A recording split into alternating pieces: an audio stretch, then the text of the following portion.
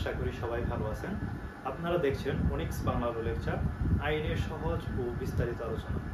আজকের আলোচনায় আমরা দেখার চেষ্টা করব সুনির্দিষ্ট প্রতিকার আইনের কোন কোন ক্ষেত্রে নিষেধাজ্ঞার আবেদন করা হলে আদালত কোন কোন ক্ষেত্রে নিষেধাজ্ঞার আবেদন প্রত্যাখ্যান করতে পারে। তো পূর্ববর্তী লেকচারে আমরা দেখেছিলাম কোন কোন ক্ষেত্রে নিষেধাজ্ঞার আদেশ দেওয়া যায়, কখন নিষেধাজ্ঞার আদেশ দিতে পারে এবং কত প্রকারের নিষেধাজ্ঞার আদেশ দিতে পারে। আজকের লেকচারে আমরা দেখব সুনির্দিষ্ট প্রতিকার আইনের ধারা 55 অনুযায়ী ধারা 56 অনুযায়ী যে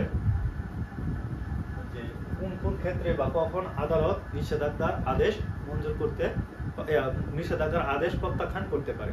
তো আজকের এই লেকচারটির মধ্য দিয়ে আমরা সুনির্দিষ্ট প্রতিকার আইন 1877 এর লেকচার সিরিজটা সম্পূর্ণ করব।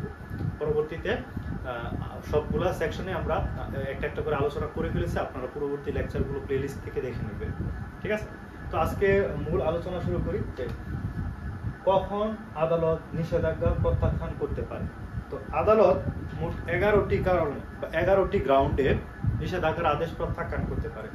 এসআর অ্যাক্টের সেকশন 56 অনুযায়ী আদালত মোট 11টি গ্রাউন্ডে একটা নিষেধাজ্ঞার আদেশ প্রত্যাখ্যান করতে পারে। এই 11টি গ্রাউন্ড আপনারা প্রথমে স্ক্রিনশট নিয়ে নিন, চাইলে এটা আপনারা খাতায় নোট করে ফেলবেন কোন কোন গ্রাউন্ডে নিষেধাজ্ঞার আদেশ প্রত্যাখ্যান করতে পারে।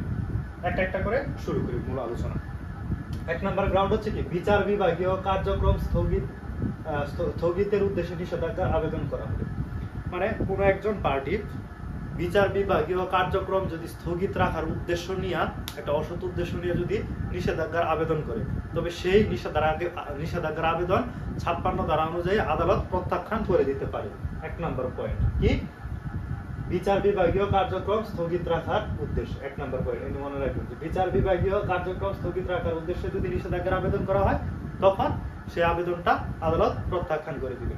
2 নম্বর পয়েন্ট অধীনস্থ আদালত ব্যতীত অন্য কোনো আদালতের কার্যক্রম স্থগিতের উদ্দেশ্যে নিষেধাজ্ঞা চাওয়া হলে, মানে এটা আমি যদি আপনাদেরকে বুঝায় বলি, ধরেন অধীনস্থ আদালত ব্যতীত অন্য কোনো আদালতের কার্যক্রম স্থগিত রাখার জন্য যদি অন্য কোনো আদালতে আবেদন করা হয়, যেমন সহকারী জেলা জজের আদালতে গিয়ে আবেদন করলো কি যুগ্ম জেলা জজের কোনো কার্যক্রম স্থগিত করার জন্য।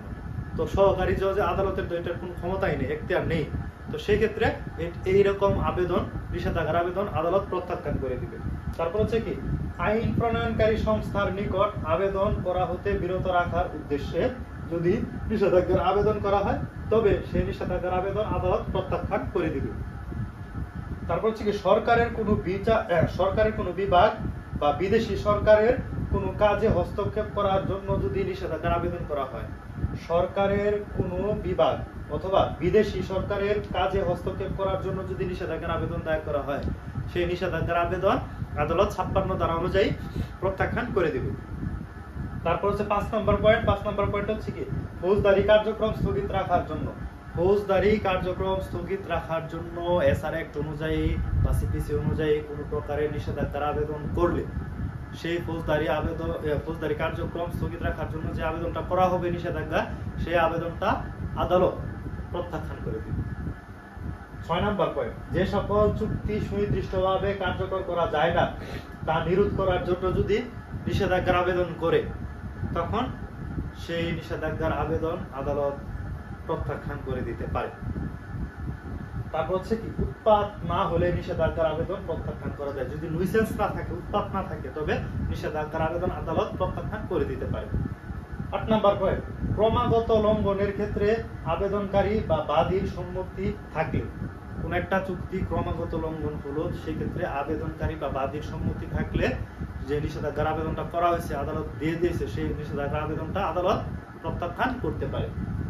তারপর যে ক্ষেত্রে প্রতিকার অন্য কোনো কার্যক্রম দ্বারা বা আইনে পাওয়া যায়, রিলিফটা যে ক্ষেত্রে প্রতিকারটা নিষেধাজ্ঞা ছাড়া অন্য কোনো কার্যক্রমের মাধ্যমে বা অন্য কোনো আইনে নিষেধাজ্ঞা ছাড়া অন্য কোনো কার্যক্রমের মাধ্যমে পাওয়া যায়, তখন সেই ক্ষেত্রে আদালত এই নিষেধাজ্ঞার আবেদন 56 ধারা অনুযায়ী প্রত্যাখ্যান করে দিবে।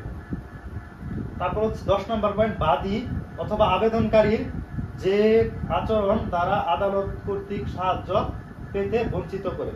বাদী অথবা আবেদনকারীর যে আচরণ দ্বারা আদালত কর্তৃক সাহায্য পেতে বঞ্চিত করে, এরকম যদি ইনজাংশনের আবেদন করা হয়, নিষেধাজ্ঞার আবেদন করা হয়, তবে সেই আবেদনটাও আদালত প্রত্যাখ্যান করে দিবে।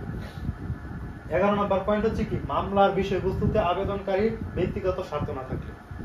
এরকম একটা বিষয়ে নিষেধাজ্ঞার আবেদন করলো, হ্যাঁ, যে বিষয়ে হচ্ছে কি যে আবেদনকারী তার কোনো ব্যক্তিগত স্বার্থ নাই, তো সেই ক্ষেত্রে আদালত দেখে এটা বিবেচনা করে আদালত এরকম নিষেধাজ্ঞার আদেশ বা আবেদন, এরকম নিষেধাজ্ঞার আবেদন প্রত্যাখ্যান করে দিতে পারে। তো আমরা 56 ধারা অনুযায়ী দেখলাম আদালত 11টি ক্ষেত্রে সুনির্দিষ্ট প্রতিকারের আইনের 56 ধারা অনুযায়ী দেখলাম আদালত 11টি ক্ষেত্রে নিষেধাজ্ঞার আবেদন প্রত্যাখ্যান করে দিতে পারে। আবার এক এক করে দেখি, বিচার বিভাগীয় কার্যক্রম স্থগিত করার উদ্দেশ্যে নিষেধাজ্ঞার আবেদন করা হলে আদালত প্রত্যাখ্যান করে দিবে। অধীনস্থ আদালত ব্যতীত অন্য কোনো আদালতের কার্যক্রম স্থগিতের উদ্দেশ্যে যদি নিষেধাজ্ঞা চাওয়া হয়, সেই নিষেধাজ্ঞা আদালত প্রত্যাখ্যান করে দিবে। আইন প্রণয়নকারী সংস্থার নিকট হতে আবেদন করা হতে বিরত রাখার উদ্দেশ্যে যদি কোনো নিষেধাজ্ঞার আবেদন করা হয়, সেটা প্রত্যাখ্যান করবে। সরকারের কোনো বিভাগ বা বিদেশি সরকারের কোনো কাজে হস্তক্ষেপ করার জন্য যদি নিষেধাজ্ঞার আবেদন করা হয়, সেই নিষেধাজ্ঞার আবেদন প্রত্যাখ্যান করা হবে। ফৌজদারি কার্যক্রম স্থগিত রাখার জন্য যদি কোনো নিষেধাজ্ঞার আবেদন করা হয়, সেই নিষেধাজ্ঞার আবেদন প্রত্যাখ্যান করা হবে। চুক্তির যে সকল চুক্তি সুনির্দিষ্টভাবে কার্যকর করা যায় না, তা নিরোধ করার জন্য যদি নিষেধাজ্ঞার আবেদন করা হয়, তখন সেই নিষেধাজ্ঞার আবেদন প্রত্যাখ্যান করা হবে। ক্রমাগত লঙ্ঘনের ক্ষেত্রে আবেদনকারী বা বাদীর সম্মতি থাকলে সেই আবেদন প্রত্যাখ্যান করা হবে। যে ক্ষেত্রে প্রতিকার অন্য কোনো কার্যকর কার্য দ্বারা দেওয়া যায়, সেই ক্ষেত্রে নিষেধাজ্ঞার আবেদন যদি করা হয়, সেই নিষেধাজ্ঞার আবেদন আদালত প্রত্যাখ্যান করতে পারে। তারপর বাদী বা আবেদনকারীর আচরণ দ্বারা আদালত কর্তৃক সাহায্য পেতে যদি বঞ্চিত করে, সেই ক্ষেত্রে সে আবেদন প্রত্যাখ্যান করে দিতে পারে। এবং সর্বশেষ 11 নম্বর পয়েন্টে বলল কি, মামলার বিষয়বস্তুতে যদি আবেদনকারীর ব্যক্তিগত কোনো স্বার্থ না থাকে, তবে সেই নিষেধাজ্ঞার আবেদন আদালত প্রত্যাখ্যান করে দিতে পারে। তো আজকের আলোচনা এতটুকুই। আপনাদের যদি এই ভিডিও লেকচারটি ভালো লেগে থাকে, তবে অবশ্যই কমেন্ট বক্সে জানাবেন। এবং পুরো লেকচার সিরিজে আপনাদের কোথাও যদি কোনো প্রকারের কোশ্চেন এবং কোয়ারিজ থাকে, আমার যদি কোনো ইমপ্রুভমেন্টের প্রয়োজন হয়, তবে সেই সকল বিষয় আপনারা কমেন্ট বক্সে জানাবেন। তো এই আজকের এই লেকচারের মধ্য দিয়ে আমরা সুনির্দিষ্ট প্রতিকার আইন 1877 এর সমাপ্ত ঘোষণা করছি। ধন্যবাদ সবাইকে।